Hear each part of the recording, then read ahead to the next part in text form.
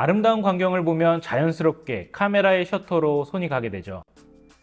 풍경 사진은 어쩌면 우리가 가장 잘 찍고 싶어 하는 그런 사진일지도 모르겠습니다. 이 풍경 사진을 촬영하시는 작가님을 만났습니다. 오늘 이 꼬리에 꼬리를 무는 GF 렌즈 이야기, 김승찬 작가님을 모시고 풍경 사진에 대해서 이야기해 보도록 하겠습니다. 작가님 안녕하세요.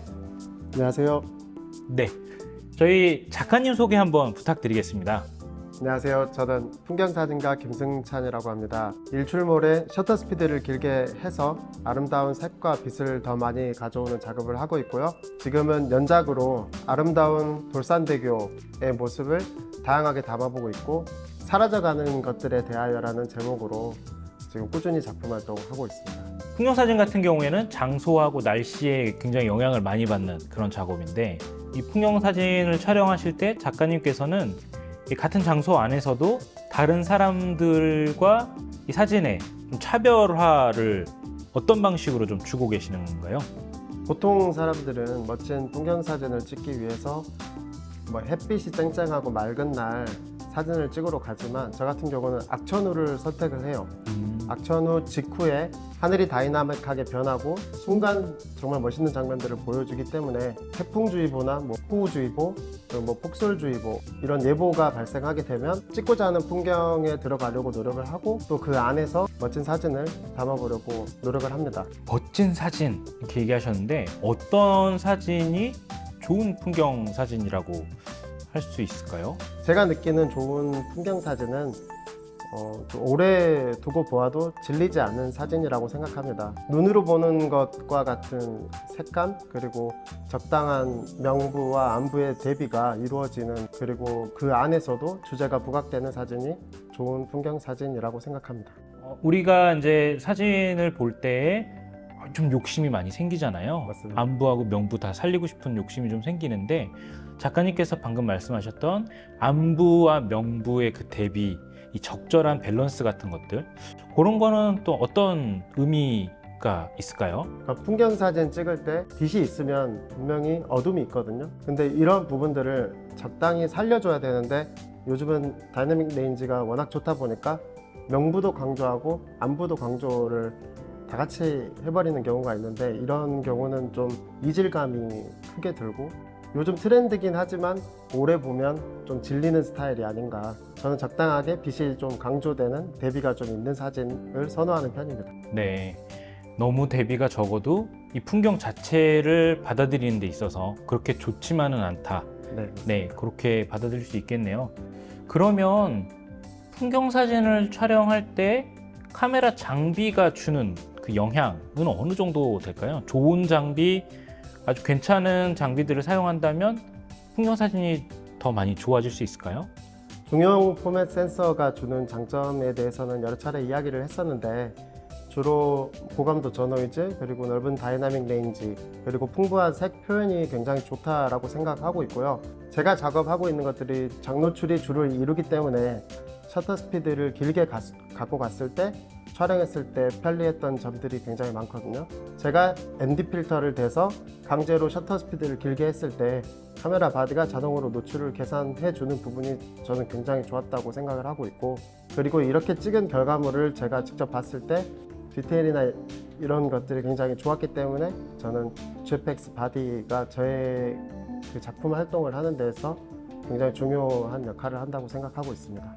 이 GFX가 중형이라서 가지고 있는 장점 얘기해 주셨는데, 중형 카메라라는 건 그러면 이 후지필름에서도 다양한 이제 X 시리즈 바디들이 있는데, 중형이라는 거는 그런 X 시리즈랑 비교하면 또 어떤 이 차이가 있는 거죠? 센서가 더 크다 보니까, 제가 메인으로 사용하고 있는 카메라가 GFX 100인데 1억 만화소가 넘거든요. 극단적으로 크롭을 해서 결과물을 뽑았을 때도 디테일이 훨씬 더 차이 나는 것들이 있기 때문에, 제가 넓은 풍경을 담고 좀 요소 신경 쓰는 부분들이 많다 보니까 GFX로 작업하는 게 저에게는 굉장히 이점이 있다고 생각하고 있습니다. 1억 화소나 되는군요. 네. 1억 화소면 확실히 좀 더 디테일한 그런 풍경들을 표현하는 데 장점이 많을 것 같습니다. 1억 화소를 촬영할 수 있는 모델들, 특히 특히나 제가 알기로는 이 GFX 100 같은 경우에는 16비트 로우 파일 촬영도 된다고 제가 알고 있는데, 이런 스펙을 가지고 있는 카메라가 또 풍경 사진에 주는 장점은 어떤 게 있을까요? 일단 그 기존 저희가 사용하는 풀프레임 카메라의 비트 수가 14비트 정도 되거든요. 근데 GFX 100은 16비트를 지원해 주기 때문에 주로 촬영하는 일출몰 때 하늘빛 그리고 바다 색을 표현하기에 있어서 RGB 각 영역에서 색이 굉장히 풍부하기 때문에 제가 원하는 결과물을 만들어내기에 충분하고 16비트로 실제로 작업했을 때 만족도가 훨씬 더 큽니다. 이 넓은 다이내믹 레인지라고 얘기해 주신 그 부분들을 살려서 작가님께서 풍경 사진을 촬영하시는 그런 노하우, 그런 것들은 작가님께서 가지고 계신 독자적인 어떤 노하우 같은 게 있을까요? 제가 주로 촬영하는 부분이 일출몰이기 때문에 그때 제가 좀 더 빛을 많이 가져오는 작업들을 하거든요. 장노출 촬영을 주로 하는데 보통 일출 촬영 시에는 이제 해가 떠서 광원이 더 밝아지는 것을 고려해서 LCD에 있는 노출계에 마이너스 1스탑 정도로 셔터 스피드를 설정을 하게 되면 노출이 어느 정도 맞고, 그리고 일몰에는 그 광원이 점점 더 없어지는 것을 고려해서 플러스 1스탑 정도를 해서 촬영을 하게 되면 결과물이 괜찮았었고, 뭐 이런 것들은 구름의 양이나 뭐 빛의 세기에 따라서 좀 달라지는 부분들이 있기 때문에 일출 일몰에 장노출 촬영하시는 분들이 이런 세팅 값을 가지고 다양하게 촬영해 본다면 괜찮은 결과물을 얻어낼 수 있을 것이라고 생각합니다. 그러면 지금 작가님은 어떤 장비들을 사용하고 계세요? 작가님 사용하시는 그 장비들 좀 소개해 주세요. 저는 GFX 100 그리고 50S2 바디를 사용하고 있고, 그리고 광각에서는 23mm 사용하고, 표준 쪽은 GF3264, GF3570 그리고 80mm, 망원에서는 100에 200 사용하고 있습니다.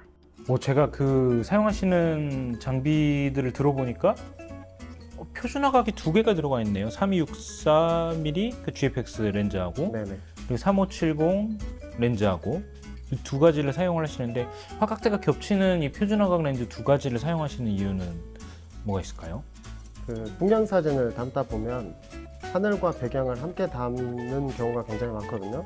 근데 제 개인적으로 생각했을 때 35mm와 50mm가 가장 좋은 화각이라고 생각을 하는데, 그 GF3264 하나를 제가 구매를 했고, 그 다음에 두 개를 갖고 있는 것보다 좀 더 가볍고 다양하게 활용할 수 있는 3570이 꼭 필요했었고, 그리고 밝은 조리개를 써야 되는 촬영 환경이 아니면 GF3570도 충분하다고 생각하거든요.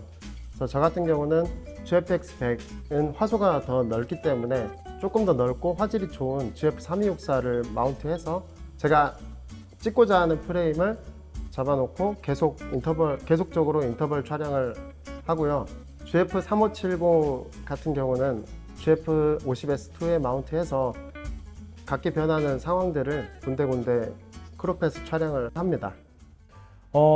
작가님의 그런 노하우들, 이 영상을 보시는 분들이 작가님의 풍경 사진 노하우 좀 활용할 수 있는 부분들 있으시면 한번 팁을 더 주셔도 좋을 것 같아요. 저 같은 경우는 바디 내에서 지원하는 소프트웨어를 굉장히 많이 사용하는 편이거든요. 그러니까 풍경 사진을 찍다 보면은 멀리 있는 원경만 찍는 경우도 있고, 그리고 분경과 원경을 동시에 강조해야 되는 부분들이 있는데, 제가 주로 쓰는 기능은 포커스 스택이거든요. 근경에 초점을 잡아놓고 촬영을 시작하면은 바디가 알아서 장수를 정해가지고 연속적으로 촬영을 하기 때문에 굉장히 편리하고, 이 작업 자체가 제가 후보정하는 포토샵에서 잘 맞아 들어가기 때문에 근경과 원경을 동시에 작업하는데 굉장히 용이하고요. 브라켓 촬영을 많이 하는데 그 바디 내에 보면 인터벌 촬영 기능이 있어요. 그 인터벌 촬영을 하면서 GFX는 브라켓 촬영까지 가능하거든요.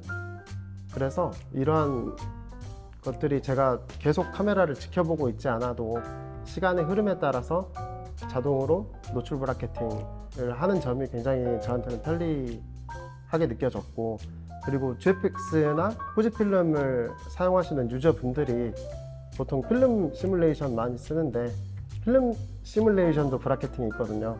그래서 이런 것들을 잘 활용한다면 뭐 색감에 대해서 고민하고 있으신 분들은 한 컷으로 다양한 필름 시뮬레이션을 남길 수 있기 때문에 이러한 점들이 굉장히 편리하지 않을까 싶은 생각이 있습니다. 이 풍경 사진을 찍는 분들에게 작가님께서 어떤 해주고 싶으신 얘기가 있을 것 같아요. 또 자세라고 하면은 좀 그럴까요? 어떻게 하면 좀 더 좋은 풍경 사진을 찍을 수 있을 텐데 무엇을 노력해야 하는지, 찍는 사람으로서의 그런 어떤 지점을 노력해야 하는가에 대한 마음가짐 같은 거, 그런 것도 얘기를 한번 해주시면 좋을 것 같습니다. 저 같은 경우는 뭐 제가 촬영하고 싶어하는 화각의 렌즈가 없어서 촬영을 못한다, 이거는 좀 용납이 안 되거든요. 그래서 제가 갖고 있는 장비 모두를 저 높은 산으로 가져가는 편인데 뭐 물론 GFX는 화소가 크기 때문에 좀 넓게 찍어서 원하는 장면만 크롭해도 괜찮겠지만 조금 더 높은 퀄리티를 내고 싶다면 최대한의 장비를 가져가서 아낌없이 셔터를 누르고 왔으면 좋겠습니다. 네, 저희가 그 산에 올라갈 때마다 조금이라도 더 가볍게 편하게 올라가려고 했던 그런 마음에 대해서 경종을 좀 일으키시는 그런 얘기인 것 같습니다. 네. 사진을 위해서 그만큼 많이 노력을 하시고 무거운 장비를 지고 올라가시는 거에 대해서 충분히 감수하시기 때문에 작가님이 지금까지 저희가 봤던 그런 좋은 작업들을 다 마무리하실 수 있었던 것 같습니다. 오늘 이렇게 김승창 작가님 모시고 풍경 사진에 대해서 이야기를 나눠봤습니다. 정말 GFX는 풍경 사진을 촬영하시는 분들에게 좋은 평가를 많이 받고 있는 그런 카메라입니다. 여러분들도 GFX를 사용하신다면 풍경 사진을 촬영하시는 데 있어서 좀 더 좋은 그런 결과물들을 가져가실 수 있지 않을까 합니다. 오늘도 좋은 이야기 많이 해주신 김수창 작가님 감사드립니다. 감사합니다. 감사합니다.